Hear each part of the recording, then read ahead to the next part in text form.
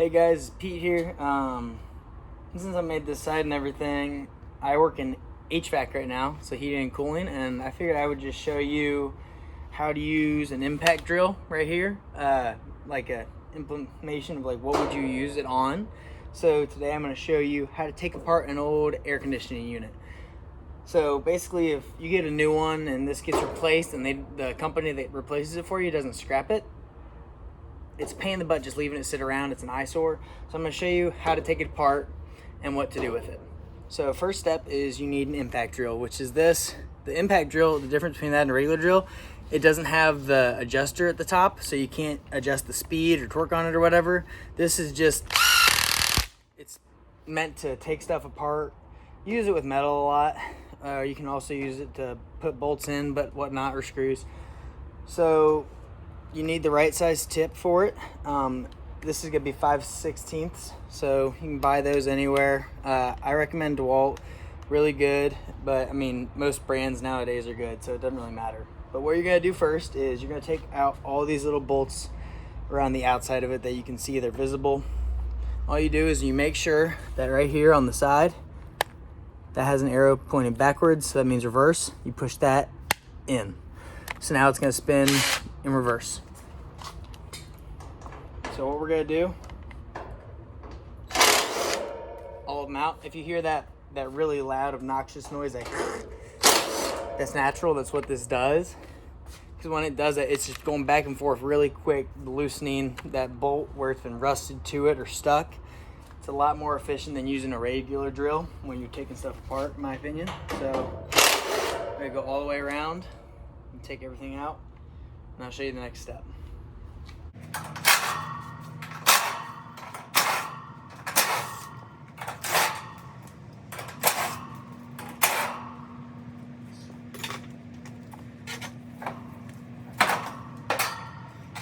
Once you have the bolts taken out on the top part right here, the sides should mostly come loose. Some of them are bolted in and like there's more to take out. But this one, luckily, it just kind of connects. So that was all I had to do. So you take these out, the sides right here, and you'll scrap that. This is scrap metal. So if you have a truck bed or a truck whatever, just throw it in the back and keep it all together. So I was thinking about it. As you're taking off the sides, you also need to take off the top, and there should be some wires connected to the top where the fan is on this. So you need a pair. You can use snips or wire cutters. I don't recommend using snips unless they're old and you have another pair. Usually use these snips or bulldogs. They're not bulldogs, but for cutting sheet metal. But when you cut little wires, what it'll do is it'll mess with the blade on it, the edge. It'll kind of like spread this out so it doesn't connect over time. But since this is an old pair and I already have a new pair, I'll use this. So what you're gonna do is if you lift this up, you can see these wires right here. You don't have to worry about it electrocuting or anything. It's not connected to anything. All you're gonna do is snip it right there. And that should release the whole top. And so you'll take that out.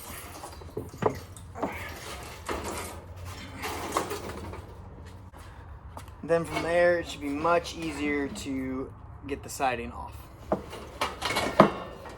See? So the next thing you'll notice after you get the siding off is I'll show you, there's a few more bolts on the inside right here that connect this. We'll need to take that off. So basically what you're doing, you're taking all the scrap metal off. We're gonna disconnect these copper wires and these cords, lines, to get this. This is the coil. This is like the prized piece in it. Because when you go to scrap it, this is what's worth the most. It has the highest value.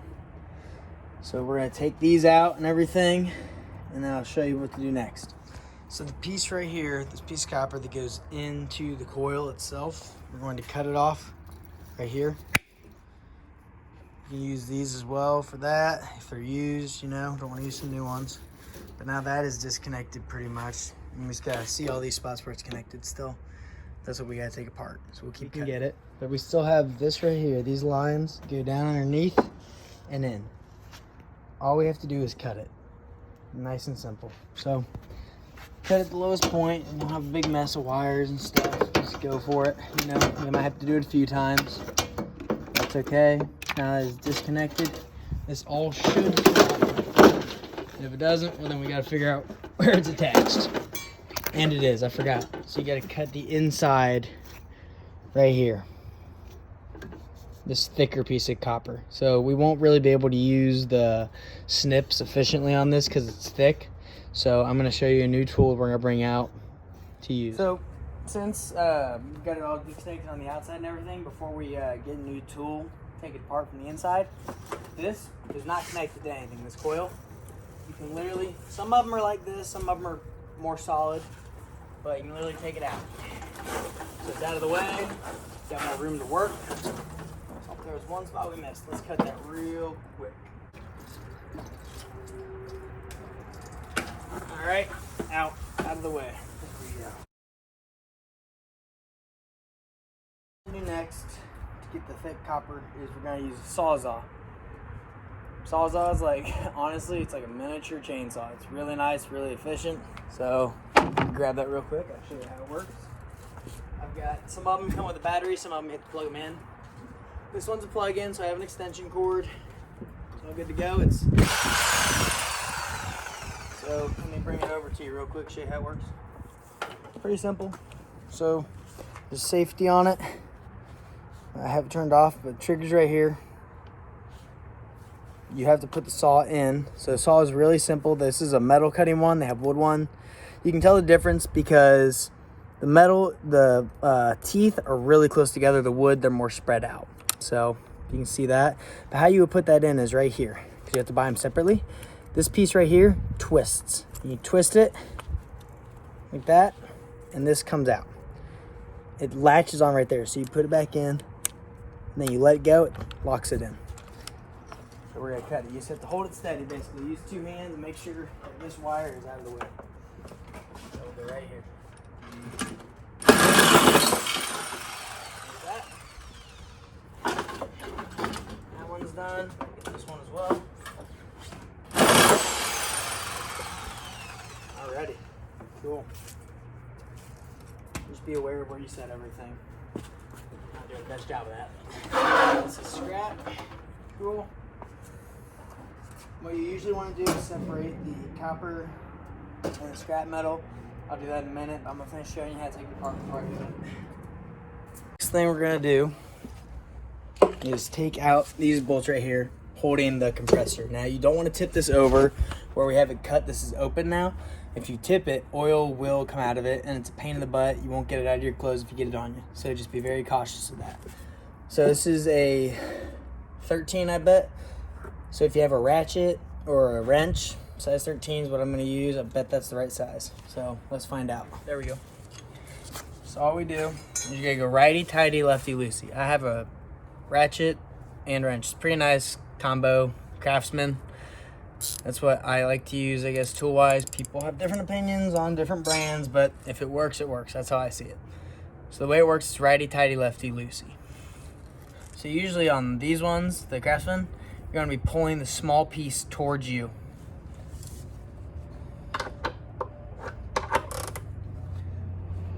So if you think of it as a clock, to loosen it up, you're gonna be going counterclockwise to loosen it. You pull it back and crank it. That's all it is. Just keep doing that. If you wanted to use the wrench side, all you would do is put it on there, go that way, you take it off, put it back on. It's much more efficient to use the ratchet, but it's whatever suits you.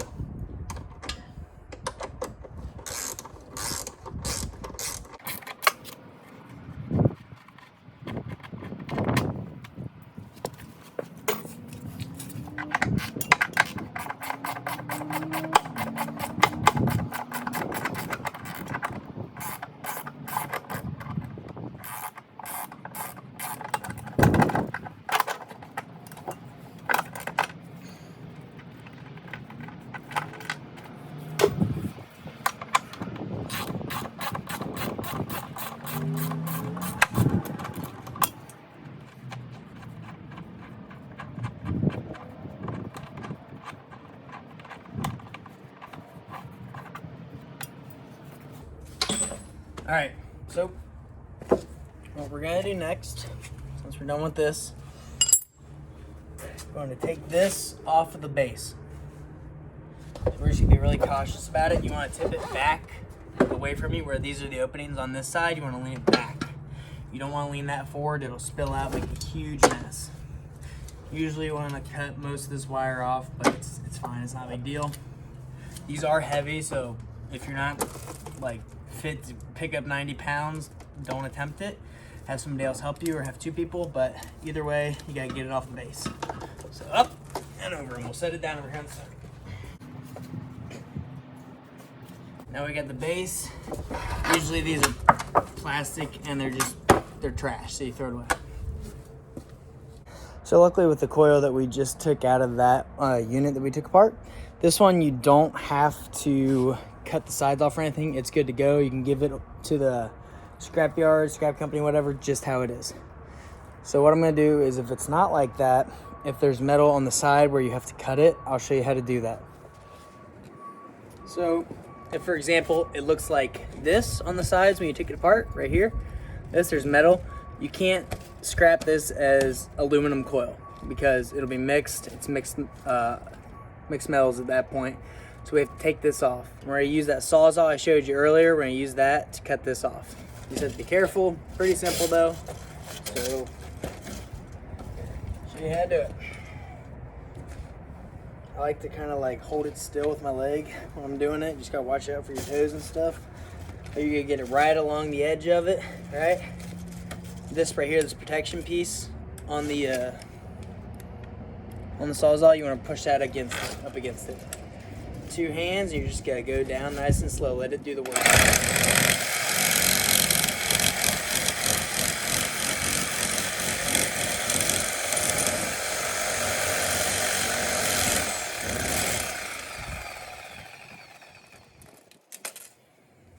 One piece off. And these get scrapped separate from everything else. They're their own category. I forget what they're called.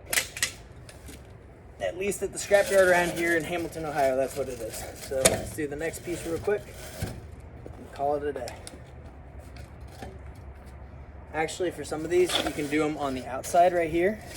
Just makes a bigger mess to clean up. But if you wanted to, you could do that and then just peel this off. But I'm just gonna do it back here. You lose a little bit of the coil, but it's not really that big of a deal. In terms of money, you're missing maybe a quarter, so don't sweat it.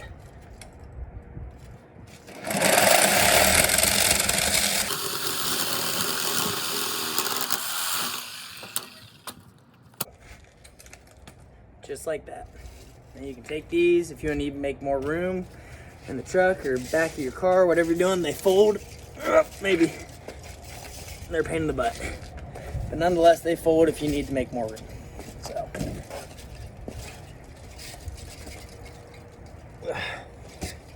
there, just like that. So that's how you scrap everything. You'll take it to the scrap yard, and I go to Cohen. That's where we go for my company. And they'll tell you what to do. They'll tell you where to put it, give you a ticket for it, and then you go in and you get paid for giving scrap back. Because what they do there is they'll melt everything back down and then it gets repurposed. So you're not really like polluting any more than you would just throwing it away. Actually better because it gets reused. So that's how you do that. That's how you use a few of the tools: the Sawzall, a ratchet, wrench, snips. Not a correct way, but you can use them. You'll find the different tools, you can use them for different things. So, hope that helped.